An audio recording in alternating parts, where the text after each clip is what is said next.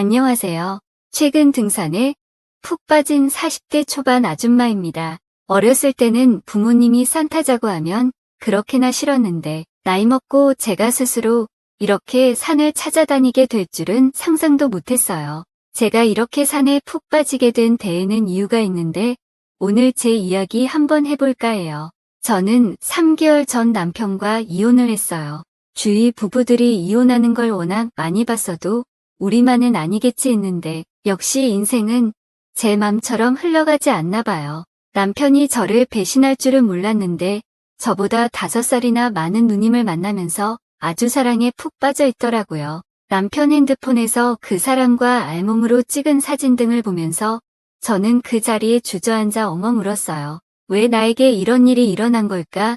마음이 너무 불편해서 불면증 진단을 받고 잠도 제대로 못 잤죠. 그래도 저는 아이를 키우면서도 계속 일을 하고 있어서 경제적으로 큰 문제는 없었어요. 다만 아직까지도 남편이 바람을 펴 이혼하게 됐다는 말은 아무에게도 하지 않았어요. 심지어 부모님에게도요. 너무 우울해지만 하는 느낌의 기분 전환도 하고 건강도 챙길 방법이 뭐가 있을까 생각하다가 등산이 떠올랐어요. 주위에 등산을 주로 하는 친구들도 등산만큼 상쾌한 게 없다며 항상 저에게 추천했었거든요. 그래서 저는 그 뒤로 매일 새벽 등산을 하기 시작했어요. 원래도 조금 일찍 일어나는 편이었는데 평소보다 일부러 2시간 정도 이르게 일어나 등산하러 나갔죠. 다행히 집 뒷산에 1~2시간 코스의 등산로가 있어서 출근 전 잠깐 갔다 오기에는 딱이었어요. 그렇게 등산을 하다 보니까 확실히 이전보다 제 자신이 밝아지는 게 스스로 느껴졌고 아들도 엄마 살 빠졌다며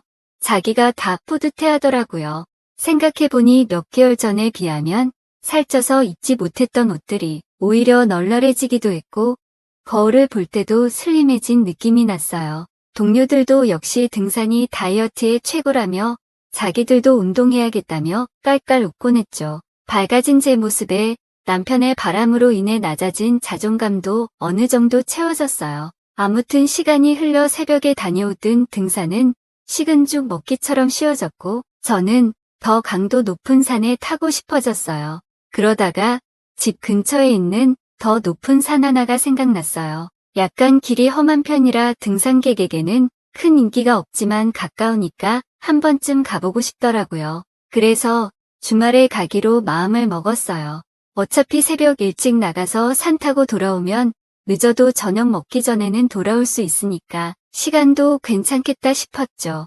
그래서 저는 설레는 마음을 품고 주말에 처음으로 긴 산행에 떠났어요. 워낙 일찍 출발해야 하는 터라 위험하지 않게 다양한 물품도 잘 챙겼죠.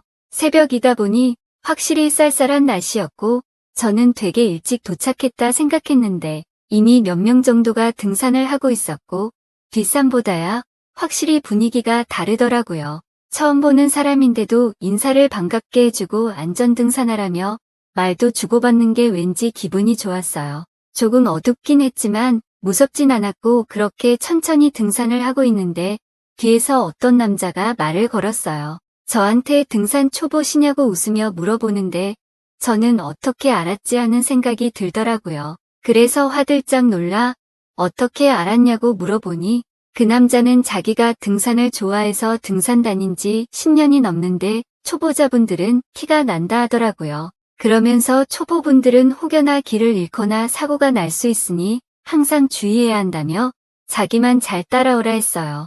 이렇게 말을 거는 사람을 의심할 법도 한데 저는 등산하는 사람들끼리의 암묵적인 오지랖이라 할까요? 그런 걸 어느 정도 알고 있어서 오히려 저를 챙겨주는 이 남자분에게 되게 고맙더라고요. 등산하면서 이런저런 이야기를 나누었는데 그분 이름은 성현이었고 저보다 5살이 많았어요. 사람 좋은 미소와 함께 자상한 말투를 가진 그와 같이 등산을 하니까 하나도 힘들지 않고 등산이 더 재밌게 느껴지더라고요. 거기다 처음 보는 사람인데도 말이 잘 통해서 저도 모르게 제가 살아왔던 삶에 대해 이야기를 하게 됐어요. 최근 남편이 바람을 펴 이혼을 한 이야기부터 아직 부모님에게 말을 못해서 걱정이 많다고 그래서 등산을 하기 시작했다 했죠. 그는 제 이야기를 묵묵히 들어주면서 사실 자기도 산을 타기 시작한 이유가 따로 있다더라고요. 아내가 10년 전 불의의 사고로 죽어서 너무 힘들어 하다가 등산을 하기 시작했다 했죠. 저는 저보다도 슬픈 그의 사연에 진심으로 그를 위로했고 우리는 마치 오래 알았던 사람처럼 도란도란 이야기를 하며 산을 탔어요. 근데 그러다가 사고가 하나 발생했어요.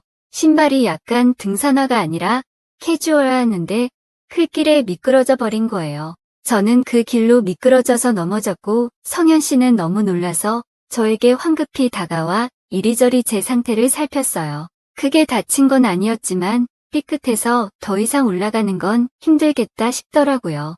저는 살짝 민망해져서 성현 씨 얼른 올라가라고 저는 조금 쉬다가 천천히 내려가면 된다 그랬죠. 그는 어떻게 그러냐며 아주 조금만 올라가면 휴식할 수 있는 공간과 화장실이 있다며 거기까지만 가서 제대로 앉아있자고 말하며 저를 부축했어요. 저도 흙길에 마냥 쉴 수는 없으니 아픔을 참으며 위로 올라갔죠. 그리고 흙에 묻은 옷과 다리 상태를 보려 화장실을 가려는데 아직은 혼자서 걸을 수 없을 것 같아 성현 씨의 도움을 받아 화장실로 들어갔어요. 확실히 너무 이른 시간대인데다가 약간 인기가 덜한 산이라 사람이 없어서 둘이 같이 화장실에 들어가는 것에도 거리낌이 없었어요. 성현 씨는 조금만 참으라며 제 바지를 위로 접어올려 다리 상태를 확인했고 다정하고 따스한 그의 손길에 저는 문득 이러면 안 되지만 화장실에 둘만 있는 상황이 조금 부끄럽게 느껴졌죠. 성현 씨는 이 정도면 조금 있다 걸을 수 있겠다며 저를 올려다봤고 저는 얼굴과 귀가 빨개진 상태로 휙 고개를 돌렸어요. 그러자 성현 씨는 일어서서 저를 똑바로 쳐다보며 손으로 제 턱을 잡아 얼굴을 돌렸고 저와 눈이 마주쳤어요. 그 상태에서 저희 사이에는 스파크가 튀어 결국 입술을 포겠고 여자 화장실 칸 안에 들어가 격정적으로 하기 시작했어요.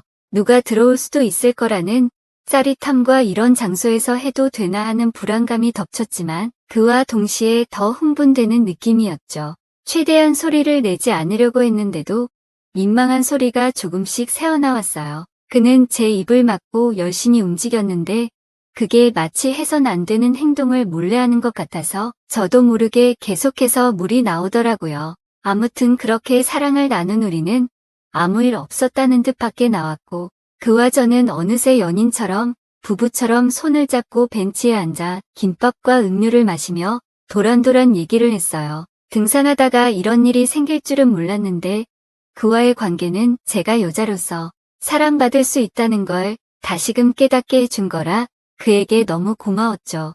제 다리는 조금 시간이 지나니 확실히 괜찮아졌고 우리 둘은 서로를 의지한 채 다시 하산했어요. 그리고 그때 그 인연으로 성현 씨와 저는 좋은 관계를 여전히 유지하고 있답니다. 아직은 그렇게까지 진지한 관계는 아니어도 저는 그에게 푹 빠진 것 같아 요즘 행복해요. 아무튼 이렇게 제 짜릿한 경험을 사연으로 남겨봤는데요.